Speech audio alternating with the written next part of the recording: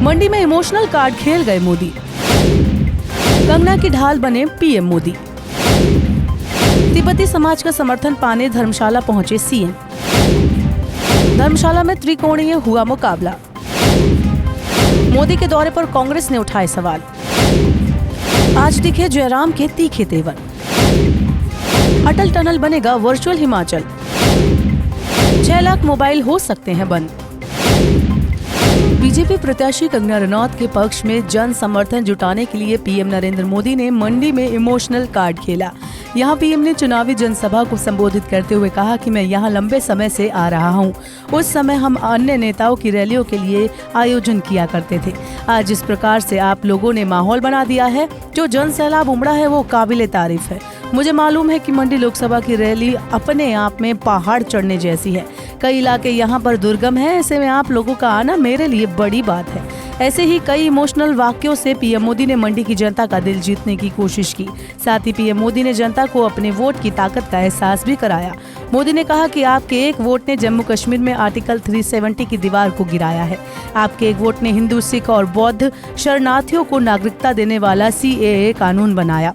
नरेंद्र मोदी ने पूरे समय जनता से इमोशनल बातें कही और कंगना के पक्ष में लहर बनाने की कोशिश की। मंडी लोकसभा सीट पर चुनाव प्रचार करने के लिए पीएम नरेंद्र मोदी स्टार प्रचारक के तौर पर पहुंचे। बीजेपी उम्मीदवार कंगना रनौत के समर्थन में जनसभा को संबोधित करते हुए पीएम मोदी ने कांग्रेस उम्मीदवार विक्रमादित्य सिंह पर इशारों ही इशारों में कई तीखे प्रहार किए। मोदी ने कहा कि जो लोग केवल अपने पूर्वजों की विरासत पर जीते हैं, वो देश का निर्माण नहीं कर सकते। कांग्रेस ने कंगना के लिए जो भद्दी बातें कही, वो मंडी का अपमान है, छोटी काशी का अपमान है। साथ ही पीएम ने कंगना की तारीफें करते हुए कहा कि वो हिमाचल की बेटियों की आकांक्षाओं का प्रतिनिधित्व करती है, इसलिए कांग्रेस की दकियानूसी सोच को छोड़ें और भारत के भविष्य का हाथ थामें। पीएम मोदी का कंगना के लिए ये समर्थन उनकी चुनावी नैया को पार लगाने के लिए कितना प्रभावशाली होगा, ये 4 जून को ही पता चलेगा। हिमाचल प्रदेश के मुख्यमंत्री सुखविंदर सिंह सुक्खू ने तिब्बती धर्मगुरु दलाई लामा से मिलकर उनका आशीर्वाद लिया। धर्मशाला विधानसभा क्षेत्र में 800 से ज्यादा तिब्बती लोगों को मतदान करने का अधिकार है। ऐसे में धर्मशाला लोकसभा और विधानसभा उपचुनाव में सभी राजनीतिक दल तिब्बती समुदाय के मतदाताओं को साधने में लगे हुए हैं।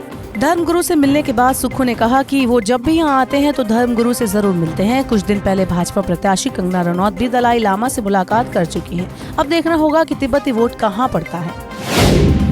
धर्मशाला में भाजपा और कांग्रेस के बीच की सीधी चुनावी जंग अब त्रिकोणीय मुकाबले में बदल गई है। दूसरी बार राकेश चौधरी ने टिकट न मिलने पर अपनी पार्टी के खिलाफ जाने का फैसला लिया। 2019 में कांग्रेस से टिकट न मिलने के बाद चौधरी ने निर्दलीय चुनाव लड़ा था। चुनाव हारने के बाद चौधरी कांग्रेस छोड़कर भाजपा में शामिल हो गए थे। धर्मशाला सीट से भाजपा ने कांग्रेस छोड़कर पार्टी में शामिल हुए सुधीर शर्मा को उम्मीदवार बनाया है। राकेश चौधरी अब भाजपा से बगावत कर निर्दलीय चुनाव लड़ रहे हैं। ऐसे में धर्मशाला का उपचुनाव रोचक हो गया है। पीएम नरेंद्र मोदी के हिमाचल दौरे को लेकर कांग्रेस ने बड़ा हमला बोला है। कांग्रेस नेताओं ने पीएम मोदी पर निशाना साधते हुए कहा कि जिस प्रधानमंत्री को प्रदेश में आई भयंकर आपदा के समय हिमाचल की याद नहीं आई, वो किस मुंह से आज वोट मांग रहे हैं। शिमला में आयोजित एक पत्रकार वार्ता के दौरान AICC महासचिव KC वेणुगोपाल और कांग्रेस प्रदेश प्रभारी राजीव शुक्ला ने कहा कि पीएम मोदी आज तक के इतिहास में निम्न स्तर का भाषण दे रहे हैं। इसी बौखलाहट में वो असली मुद्दों से हटकर निम्न स्तर के भाषण देकर जनता को गुमराह कर रहे हैं। राजीव शुक्ला ने पीएम मोदी के हिमाचल दौरे की कड़ी निंदा की। उन्होंने पीएम मोदी पर तंज कसते हुए कहा कि मोदी जी ने ना तो आपदा में शक्ल दिखाई और ना 1 रुपए की मदद की। अब चुनाव के समय उन्हें हिमाचल की याद सता रही है। हिमाचल में पीएम नरेंद्र मोदी के आने से सियासी पारा गर्मा गया है। जहां एक और नरेंद्र मोदी ने विपक्ष पर हमला बोला, वहीं नेता प्रतिपक्ष जयराम ठाकुर के बोल भी बेहद तीखे निकले। मंडी मंच से संबोधित करते हुए जयराम ने कांग्रेस के कामों को और योजनाओं को नकारा बताया। साथ ही जयराम ने पीएम मोदी के कार्यों और देश के अहम मुद्दों को जनता के समक्ष रखा। नेता प्रतिपक्ष ने मंडी से कांग्रेस पर निशाना साधते हुए कहा कि सरकार केवल जनता को लूटने का काम कर रही है, लेकिन 4 जून को पता चल जाएगा कि सरकार किसकी होगी। अटल टनल रोहतांग आने वाले पर्यटकों को अब वर्चुअल हिमाचल के दर्शन होंगे। पर्यटन विभाग एक नया प्रयोग करने जा रहा है। पर्यटन विभाग ने इसके लिए एक स्पेशल इलेक्ट्रिक बस तैयार की है।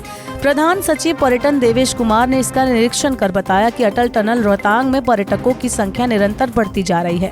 अटल टनल के अंदर ही करीब 10 मिनट की यात्रा बस के माध्यम से कर सकते हैं। इस समय का लाभ उठाने के लिए इस बस के जरिए टनल क्रॉस करने वाले पर्यटकों को हिमाचल दर्शन करवाया जाएगा। हिमाचल के सभी प्रमुख पर्यटक स्थलों के वीडियो साउंड इफेक्ट के माध्यम से प्ले होंगे और इसमें 3D व्यू उपलब्ध होगा। इसे 10 मिनट के अंदर बस में सफर करने वाले पर्यटकों को राज्य के प्रमुख टूरिस्ट स्पॉट्स का परिचय कराया जाएगा। देश के सभी मोबाइल यूजर्स के लिए बड़ी खबर है। टेलीकॉम विभाग ने टेलीकॉम कंपनियों को एक लिस्ट देकर कहा है कि करीब 6,80,000 मोबाइल कनेक्शन दोबारा चेक किए जाएं। विभाग को संदेह है कि इन सभी मोबाइल नंबर्स को फर्जी या नकली डॉक्यूमेंट के आधार पर जारी किया गया है। इसके अलावा सिम किसी के नाम की है और इस्तेमाल कोई और कर रहा है। इसके लिए टेलीकॉम विभाग ने मोबाइल कंपनियों को 60 दिन का समय दिया है। विभाग ने कहा कि अगर ये नंबर वेरिफिकेशन में फेल होते हैं तो इन्हें बंद कर दिया जाएगा। मोबाइल फ्रॉड पर लगाम लगाने के लिए ये कदम उठाया जा रहा है।